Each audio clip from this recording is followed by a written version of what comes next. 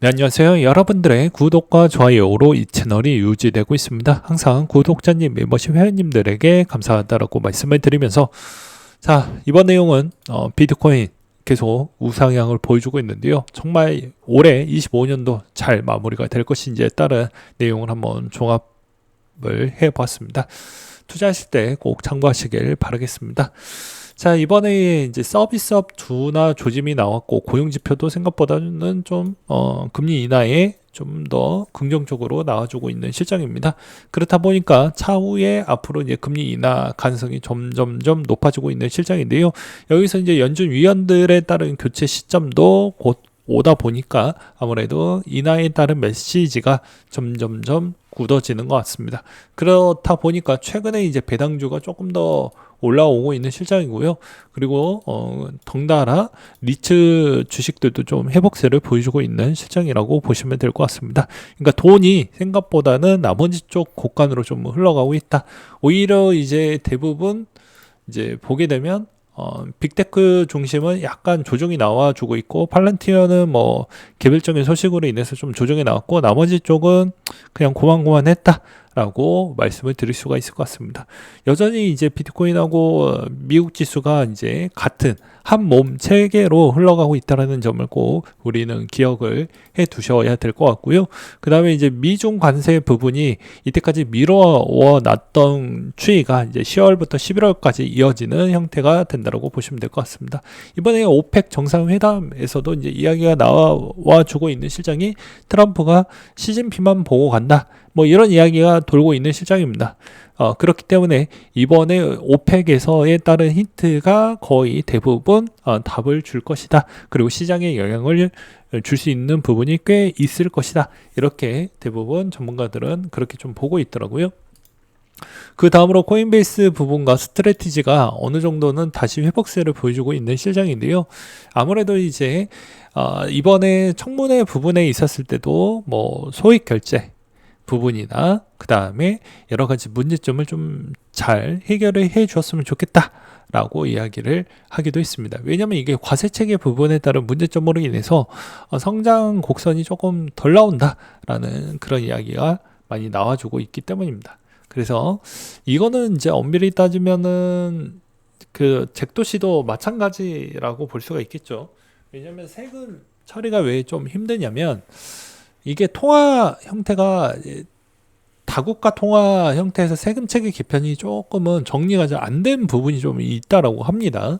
그래서 그게 오히려 개개인 고객들이 직접 세금 처리를 해야 되는 그런 부분도 좀 있다라고 하더라고요. 그래서 비트코인 라이트닝 네트워크를 썼을 때에 따른 문제점이 뭐 그런 측면이 조금은 있다.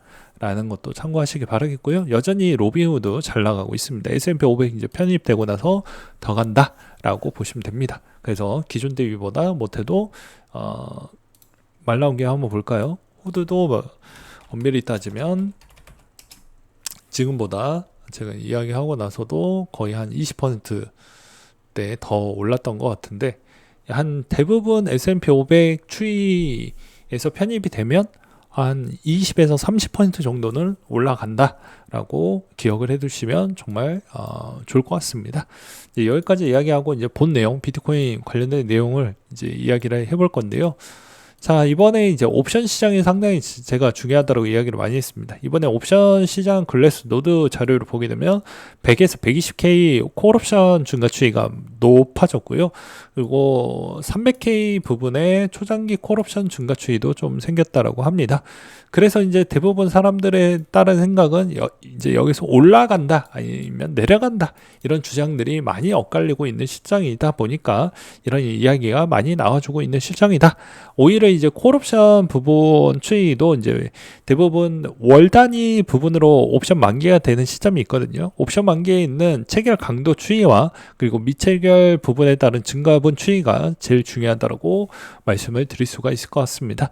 왜냐하면 이제 거의 이제 월말의 옵션 가격 추이에서 마감이 되고 그 다음에 11월 물 부분으로 넘어가는 시점에서의 가격 추이의 동향에 어디에 더 많이 베팅을 했는지를 체크를 해보면 대충 돌아가는 판때기 어떻게 흘러갈지는 좀 보여진다라고 볼 수가 있기 때문입니다. 그래서 이제 일단은 이 박스권 부분에 따른 추이에 콜옵션이 증가를 했던 측면은 이제 대부분 생각하는 추이는 거의 비슷한 것 같아요. 이거 무슨 말이냐면 통상 이 구간대가 주관적인 생각입니다. 차트는 대부분 깨지 않고 갈 것 같다. 이게 이제 주봉 차트인데 한 캔들이 일주일이 지나야 캔들 하나가 그려지는 거예요. 근데 통상적으로 뭐 이제 이걸 지금 시점에서 무엇을 보고 좀 판단하는 게 좀 좋을 것 같냐라고 하면 저는 볼린저 밴드 기반으로 좀 보는 게 지금 시점에서는 좀 바람직하다라고 말씀을 드릴 수가 있을 것 같습니다.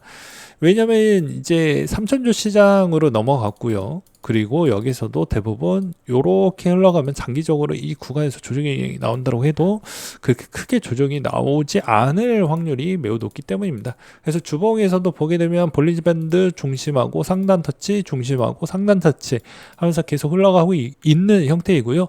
대부분 추석 전에 좋았다라고 지금 추석 직전 때까지 좋아지고 있고 추석에도 좋아지고 있는 실정이죠. 그렇기 때문에 추석 이후에도 좋아질 패턴이 좋아집니다.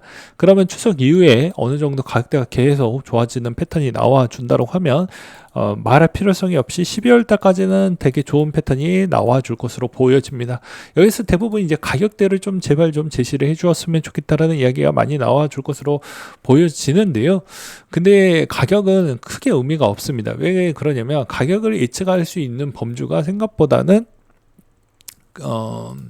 의미가 제가 좀 없다라고 보는 이유가, 그러니까 리얼타임으로 대응을 하는 시점이 아니다라고 하면 크게 의미가 없다라고 생각이 듭니다. 왜냐면 그때의 매크로와 그때에 있는 상황적 여건을 보고 팔지 말지 결정하는 게 맞고요.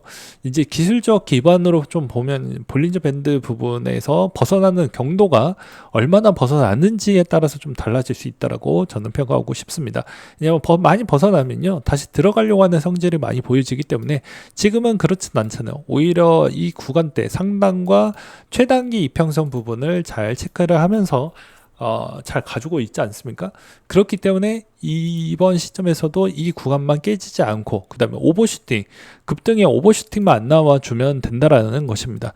왜냐하면 이때까지 오버슈팅이 크게 나오지 않으면 크게 조정이 안 나오거든요. 그러니까 오버슈팅만 없이 하면 꾸준하게 올라갈 수 있는 그런 이상적인 패턴이 나올 것이다 라는 주장을 내비치고 싶고요. 그 다음에 이번에 이제 순유입량도 좀 덩달아 많이 증가를 했습니다.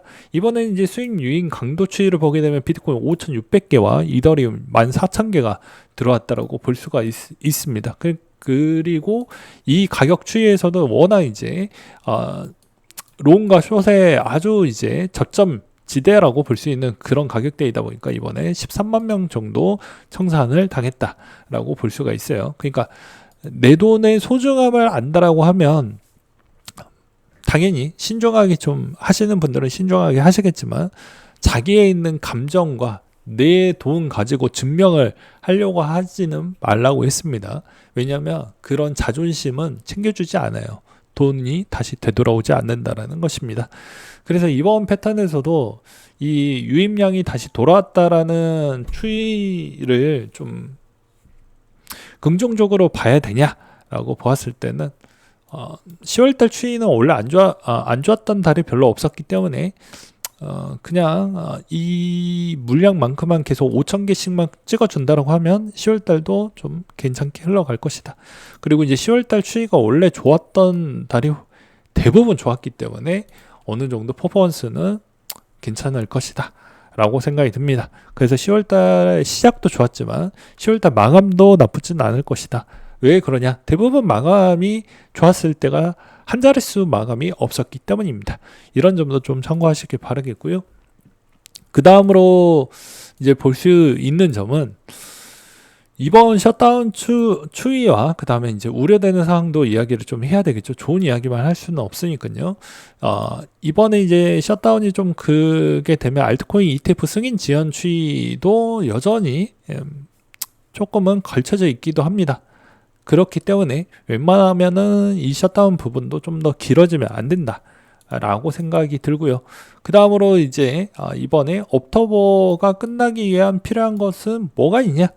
이제 말 그대로 시장 추이에 따른 알트코인 현물 ETF 출시와 그리고 핀라의 DAT 기업 조사 종료 추이가 맞물려야 된다라고 됩니다.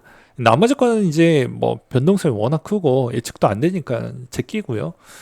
그리고 이제 이번에 이제 OCC 신탁회사 인가 신청이 해서 암호화폐 제도권 진입이 가속이 되고 스테이블코인 시가총액도 사상 최고치 부분으로 흘러가고 있는 실정인데요.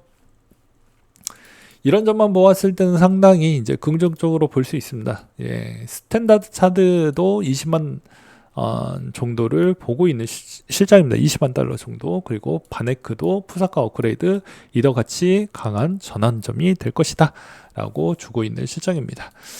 근데 이제 여기에서 제일 중요시하는 포인트 몇 가지만 더 본다라고 하면요, 여전히 이제 12월 달에 남아져 있는 업그레이드 부분도 중요하고요. 그 다음으로 이제 볼 수 있는 건 말 그대로 이번에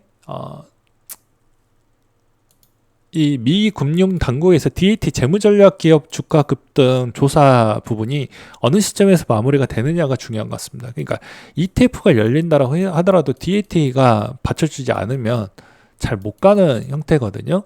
그렇기 때문에 이번에도 마찬가지로 어느 부분에서 빨리 종결이 되고 마무리가 될 거냐. 근데 DAT가 요즘에 워낙 난말이 되다 보니까 약간은 제재를 좀 주는 그런 경향성이 좀 많이 보여진다 라고 보시면 될 것 같습니다. 이 와중에도 이제 보게 되면 세이가 이번에 스테이킹 ETF 사전 등록 서비스가 또 되었다라고 해요. 근데 이번에도 뭐 스테이킹 ETF 추이에 따른 동향도 뭐 잘 될 것이다 아닐 것이다라고 하지만 언젠가는 될 걸로 보여집니다. 근데 이번에 될지 안 될지는 저도 그거는 좀 갸우뚱되는 것 같아요. 왜 그러냐면 우려되는 게, 그러니까 기존의 금융권을 고려를 하면서 약간의 이제 약도 주고 병도 주고 하는 것인데, 기존의 금융권들에 따른 자금이 너무 많이 이제 크립토 쪽에 쏠릴 수 있는 가능성도 존재를 하거든요. 왜 그러냐면 스테이킹을 준다라는 건 이제 이자를 똑같이 준다라는 것이기 때문에 생각보다 부담 요소가 좀 될 수가 있습니다. 그러면 당연히 기존에 있었던 금융권이 너무 약화가 되면 또 그 약화를 노려서 들어오려고 하는 그런 어떻게 보면 뭐 공매도 집단이나 그 다음에 뭐 약간 그런 집단 애들이 공격을 또 들어올 수도 있기 때문에 이런 점이 약간은 고민이 많이 되는 추이이지 않겠냐. 그리고 아직은 체제 정립이 명확하게 주지 않았기 때문에 조금은 시간은 걸릴 것으로 보여집니다. 물론 이제 알트코인들 추이에서도 누구는 되고 누구는 안 될 수도 있어요. 다 될 수도 있고요. 예. 그래서 여기에서 이제 ETF도 스테이킹 ETF에 있는 시점이 정말 중요해지는 구간대이다. 이렇게 저는 보고 있는 시점입니다. 그래서 이제 종합적으로 보게 되면 마스터 플랜 기간도 이제 10월 달이 마이 구간인데 이렇게 이제 좋게 흘러간다라고 하면 아무래도 이제 기한 연장이 좀 돼서 12월 때까지는 저는 좋게 보고 있고요. 그렇게 된다라고 하면은 아무래도 이제 비트코인 이번 연말은 좀 이쁘게 마무리가 되지 않겠냐. 내년 1월 달 부분이 이제 과연 어떻게 마무리가 될 것이냐. 이게 정말 중요한 시기로 넘어가고 있다. 이렇게 보시면 되지 않을까 싶습니다.